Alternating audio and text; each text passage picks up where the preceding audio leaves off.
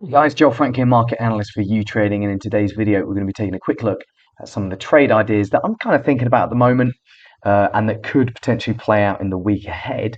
So let's jump straight into it. I've got the S&P 500 here on one-day candlesticks, or at least this is the CFD that I'm usually looking at that tracks basically the S&P 500 futures contract. And you can see that the last couple of days, or the last 2 days anyway, have been very, very strong. Monday, we nearly rallied 3%. We're nearly up another 2%. Oh no, we are up another 2% right at the time of the open when I'm recording this video. 3,750, we're just above, breaking above 3,700 means that we've got back above the 21-day moving average convincingly for the first time. I mean, we got above it back in, just over a month ago, but that was only very briefly. So it's convincingly the first time we've been above the 21-day moving average since August. Now, what's going on? Why are we seeing this rally? Well, it's been a good start to the earnings season. Like I'm just looking here, we've had Goldman Sachs today, that was strong. Johnson & Johnson, strong. Bank of America yesterday, strong. So far, so good as far as the earnings season is concerned. And if you remember back to mid-July when we had the Q2 earnings season, this is the Q3 earnings season at the moment, it actually boosted the market by about, probably a little bit more than 10% at the time. We were down here around 3,900 and we managed to get all the way up to about 4,300 by the end of by the time the earnings season was sort of wrapping up. So, the potential is there, despite the negative macroeconomic backdrop that I've, consistently been banging on about with high inflation in the US, that's not really showing any signs of abating yet, particularly regarding core price pressures. The Fed keeping their foot on the gas regarding interest rate hikes, expectations growing for slower global growth. Like you had Fitch earlier this week warning that about slower US growth ahead, basically, and warning that there could be a recession. And this comes after the World Bank and the IMF recently warning about a global recession potentially, and that was their warnings last week. But despite all this negativity on the sort of macro front, there is the prospect that we could see a bit further upside in the near term for US equity markets if the earnings season continues to beat expectations. Now, I've marked up here a couple of resistance areas.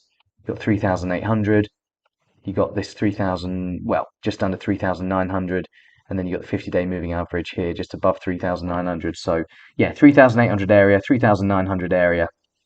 And then if you can get above that, you've actually got a bit of clear air potentially to get above 4,000 and push towards some of these important trend lines that we've got, like this uptrend, which was broken back, just over a month ago, and this downtrend, which has been in play all year. And then there's the 200-day moving average as well. Now, I don't think we're going to get there this week.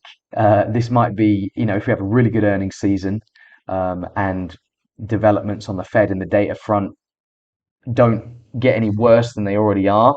Like imagine, so we're talking about a peak US interest rate of around 5% or just below next year. As long as that doesn't keep pushing higher in the next couple of weeks, those expectations for the Fed terminal interest rate, and potentially if that eases back a little bit, then that could also help a rally such as this. But, the trade idea that I'm thinking about is when we start talking about getting above 4,000 again, if we start talking about getting above 4,000 again in the S&P 500, that is when I would be thinking about pretty much adding to short positions. I like this downtrend which has been in play all year. I still think there's a chance that we could eventually hit this 3,200 area. So pretty much I'm going to be looking to sell rallies, guys. Maybe not just yet because, if the earnings season continues to go well, I think we could blow through these areas of resistance. But yeah, that's what I'm thinking at the moment. Let's quickly move on and just look at a couple of other things that I'm talking about. So euro dollar has formed a bit of a pennant in the last couple of weeks and looks to be on the verge of a bit of a positive breakout. Now, if we continue to get very risk-on markets with, upside in US equities, then that could weigh on the dollar. And I think there's a chance we could retest parity soon and maybe even break above it and extend on towards 102. or that kind of this resistance area around here, which yeah is around 102. Now that could potentially mark a break of this downtrend that's been in play all the way since February, um, which could potentially lift us. I don't know, maybe we could even be talking about getting to this 103.50 resistance area. But I still don't think prolonged upside in euro dollar is warranted because of the economic backdrop. Basically, you've got the Fed, which is still much more hawkish than the ECB. You've got the US economic growth, which continues to significantly outperform Eurozone growth. Yes, gas prices in the Eurozone have been coming down. Concerns about the energy crisis for now have been easing, but we're still talking about the Eurozone being in a recession at the moment or throughout the winter. It's still going to be very, very tough. There's still potentially going to be power cuts and gas rationing and energy rationing and all this kind of stuff going on in Europe.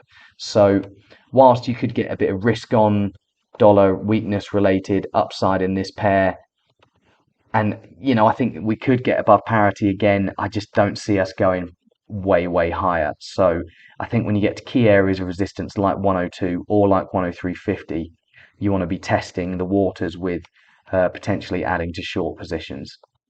Because until things like decisively change on the central bank front, I think this downtrend is probably going to remain dominant. Final one that I want to look at, kind of similar idea. Um, Buying dips in dollar yen, kind of for the similar reason. Yes, maybe we can get some dollar weakness. In fact, also look at dollar yen. Let's just put the RSI up, getting very overbought. Um, I mean, it frequently gets overbought, or frequently have been overbought this year. But I think, if we do potentially see a bit of a pullback in this pair, I think the trend still remains strongly to the upside. So if we get down to this 146 area once again, or potentially a little bit lower, you got the 21-day moving average here. You got a lot of nice levels of support. You could potentially think about be adding to long positions in this area with a view for it to continue moving higher and probably eventually test 150. But yeah, guys, that's pretty much what I'm looking at the moment. I hope you all enjoyed the video, and I'll see you all in the next one.